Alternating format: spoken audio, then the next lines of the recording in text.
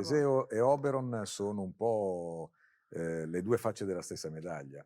Ogni persona, ogni essere umano ha una parte esteriore, che è quella formale, che è quella che mostra nella società civile, e poi c'è una parte interiore, che è quella più magica, che è quella che si muove non secondo le leggi che noi conosciamo comuni della civiltà, ma sono delle leggi che seguono di più la natura, e la natura dell'uomo ha degli aspetti selvaggi. Ecco, Oberon è questi aspetti selvaggi degli esseri umani, di tutti gli esseri umani. Infatti è lo spirito delle fate e degli elfi.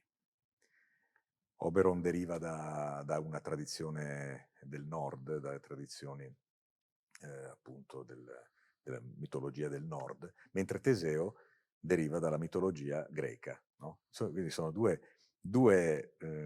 sono due mondi che si incontrano e si scontrano, perché poi spesso quello che noi siamo fuori si scontra con quello che noi siamo dentro, o meglio, quello che noi siamo dentro vuole esprimersi, vuole esplodere, mentre il mondo noi stessi ce lo impediamo, no? Lo lasciamo ben nascosto dentro.